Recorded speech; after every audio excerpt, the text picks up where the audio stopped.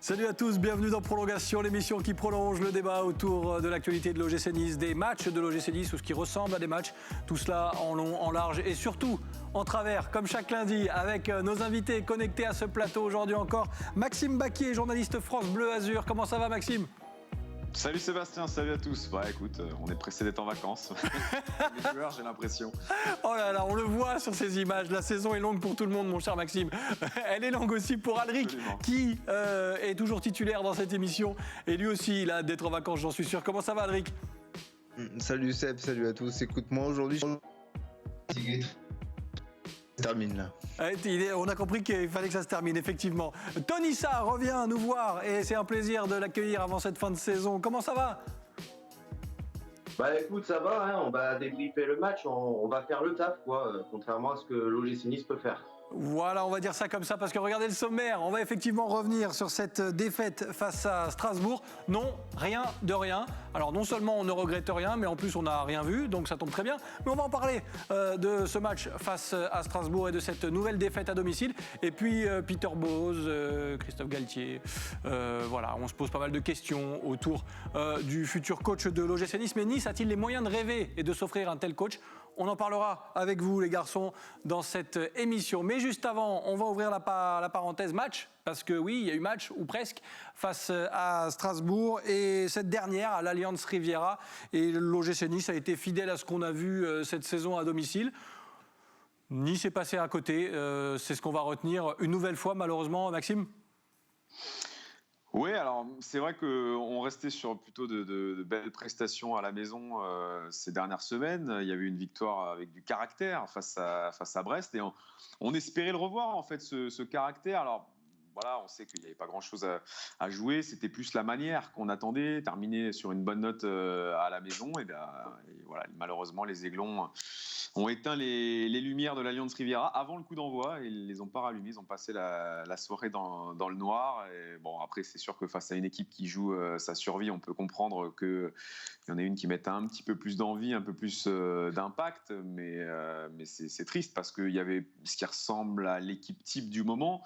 Avec les blessés, avec les suspendus, il y avait quand même une belle équipe hein, sur la pelouse. Il y avait, c'est sûr, mieux à faire et on peut regretter qu'à aucun moment il y ait eu une quelconque réaction parce que oui, il y a encore eu un but encaissé très vite, mais ça n'avait pas empêché le gym de réagir et de renverser Montpellier et Brest.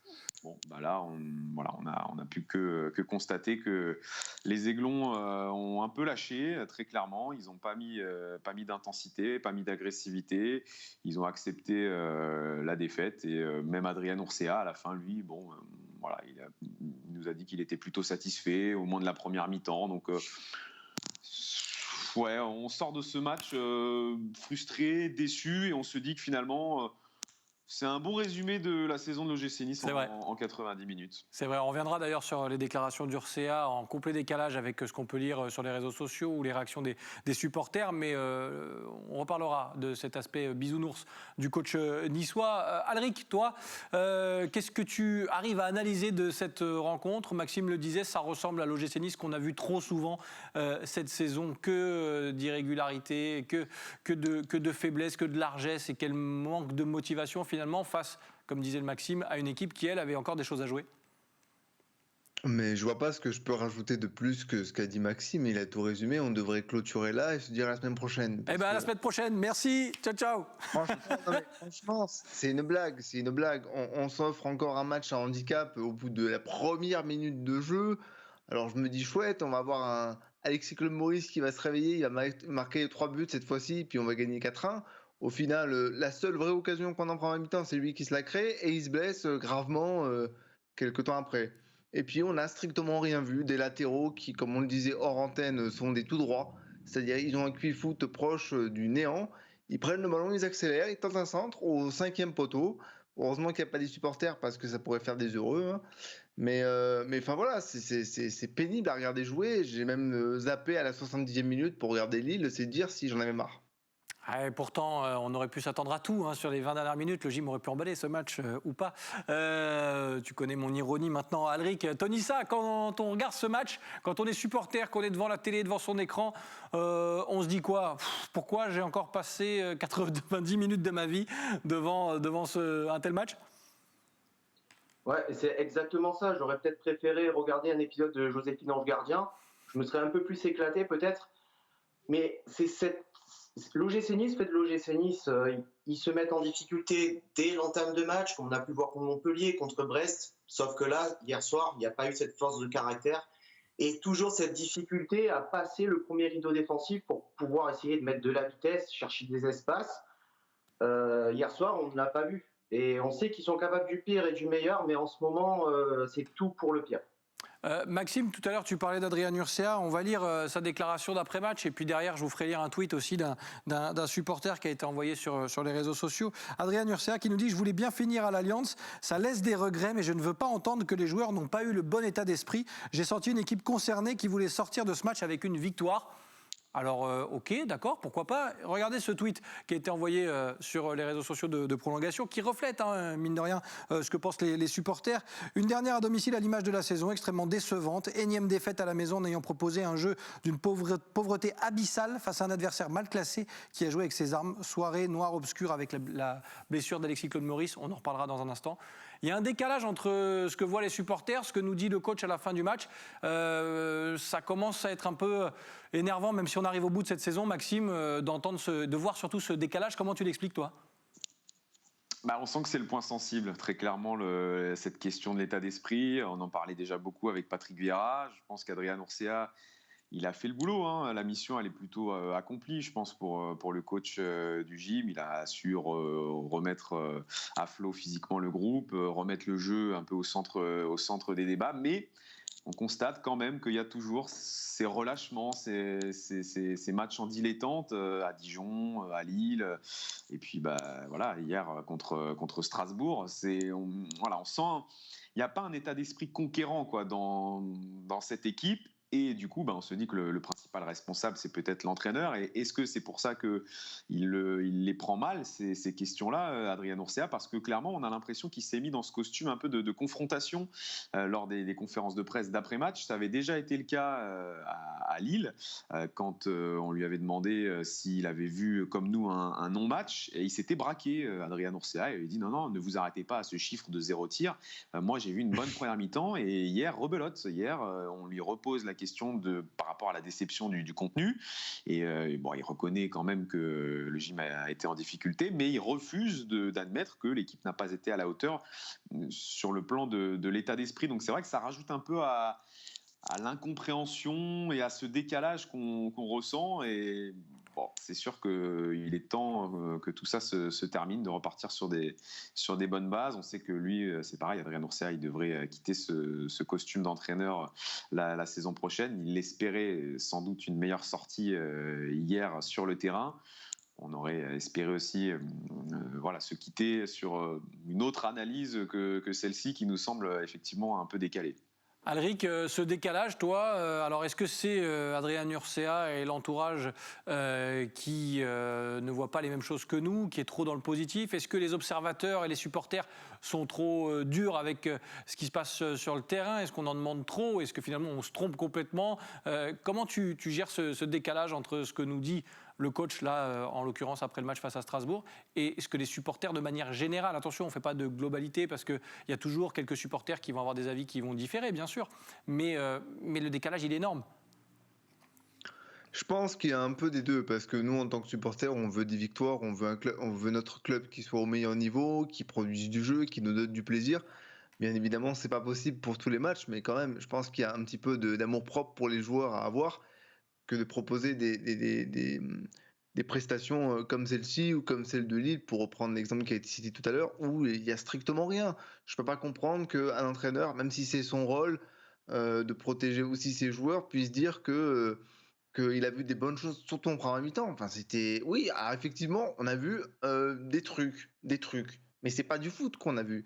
Parce que des latéraux, comme je le disais tout à l'heure, qui vont tout droit, qui loupent un centre sur 10, ou un attaquant comme Kasper Dolberg, qui, certes, avec tous les aléas qu'il a eu, ne reçoit quasiment jamais le ballon dans de bonnes conditions pour pouvoir s'exprimer correctement. Enfin, je veux dire, c'est pas du foot qu'on voit. Et j'ai du mal à comprendre ce besoin éternel de l'entraîneur de protéger ses joueurs. Alors, le problème, c'est que Patrick Vieira le faisait aussi en attaquant à un moment donné les supporters en disant qu'ils exagéraient, qu'ils allaient toujours trop loin. Aujourd'hui, j'ai l'impression qu'Adrien Urcia, en qui je plaçais beaucoup d'espoir dès qu'il a pris la suite de Patrick Vieira, j'ai l'impression qu'il fait exactement la même chose, c'est-à-dire que il surprotège les joueurs, il les met pas face à leurs responsabilités, et ça me pose énormément de problèmes parce que avec les réseaux sociaux, tout ça, faut pas croire que les joueurs sont pas conscients de ce qu'on dit sur eux, mais comme ils sont protégés, ils se disent que bon, c'est pas grave, vu que Nice c'est qu'une étape dans leur carrière, ils pourront aller faire autre chose ailleurs. Sauf que Nice aujourd'hui, avec leur niveau, ils pourront pas aller au Real de Madrid ou autre, hein, si ça continue comme ça. Hein.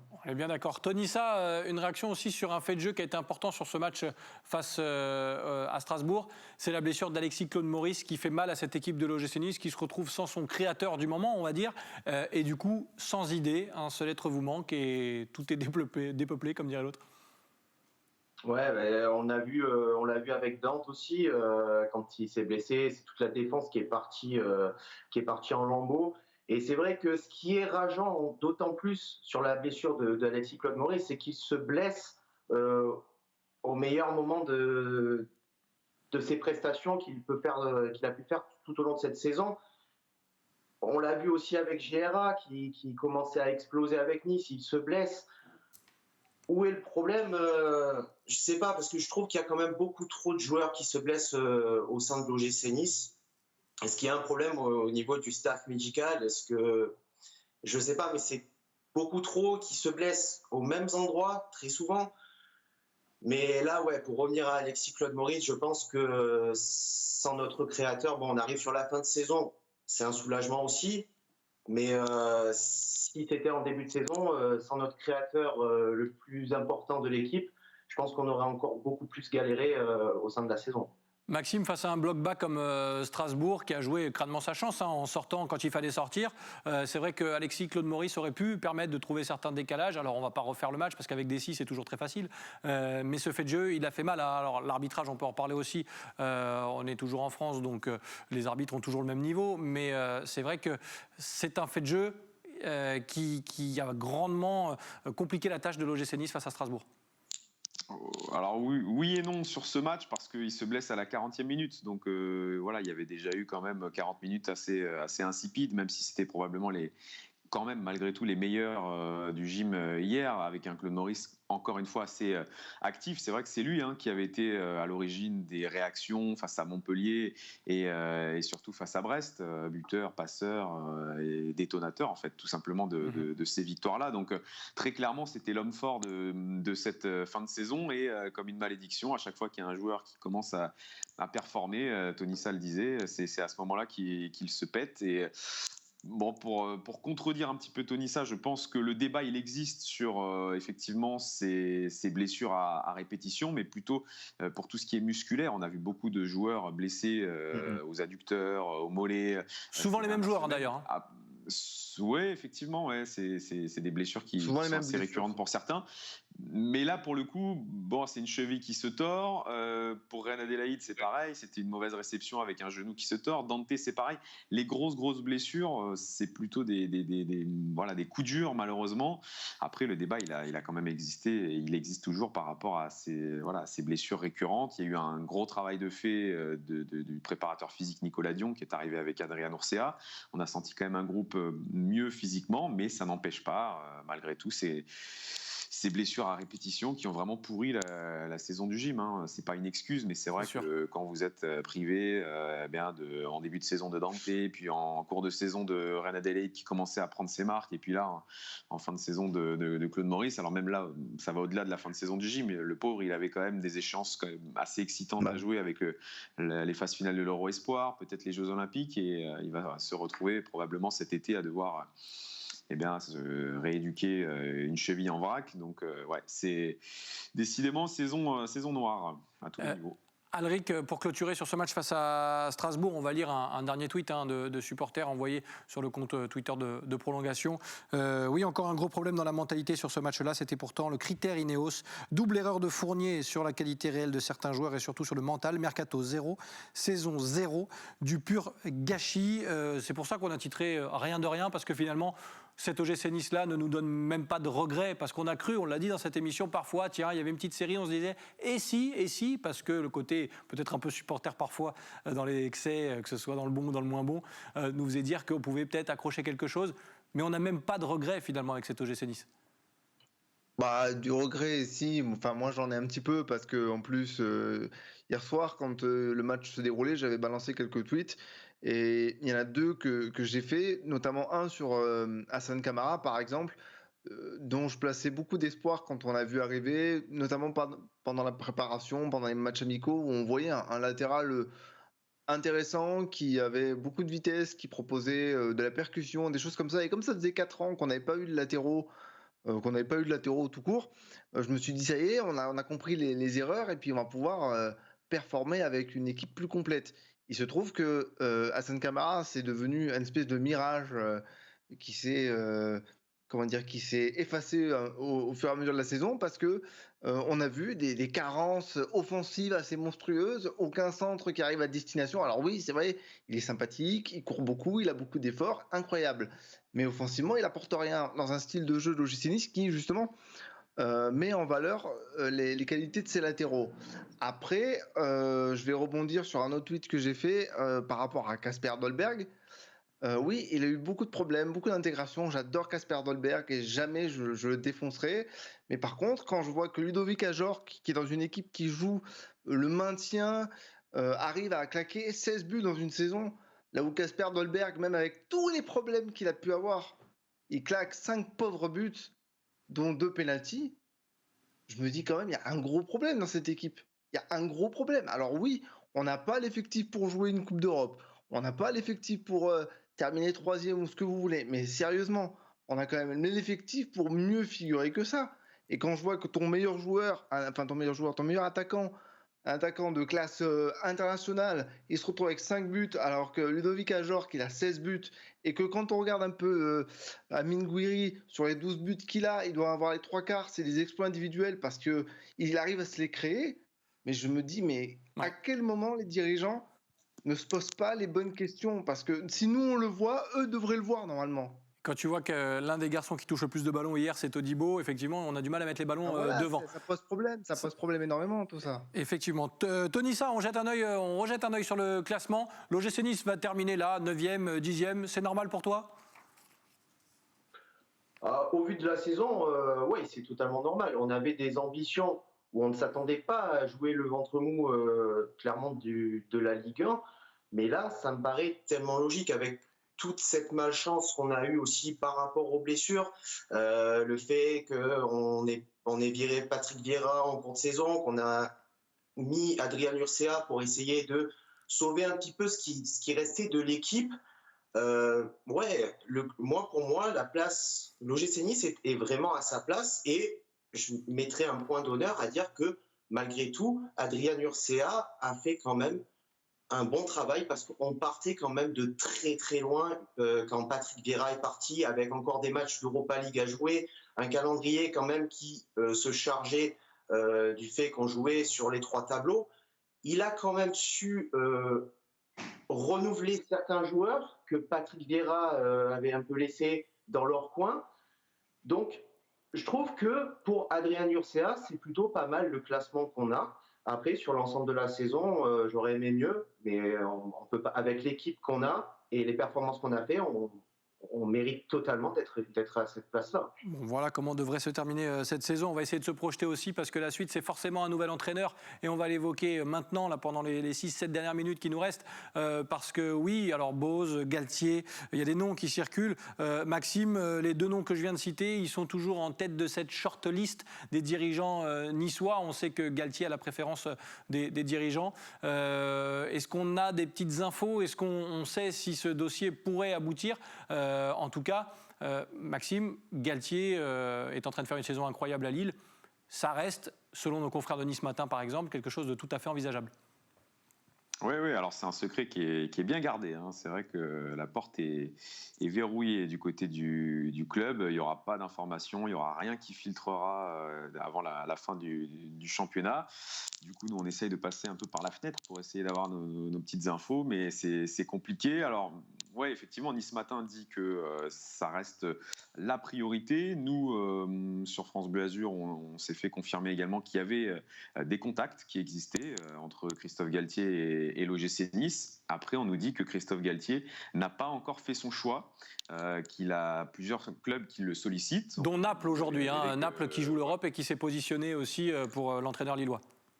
Effectivement, Naples, Christophe Galtier est dans la shortlist pour succéder à Gennaro Gattuso. Et puis il y a toujours Lyon qui resterait intéressé par Christophe Galtier. Alors du coup, est-ce que le coach du LOSC réserve sa réponse en fonction de l'épilogue des différents championnats? Parce que Naples n'est pas sûr de jouer la Ligue des Champions, Lyon non plus.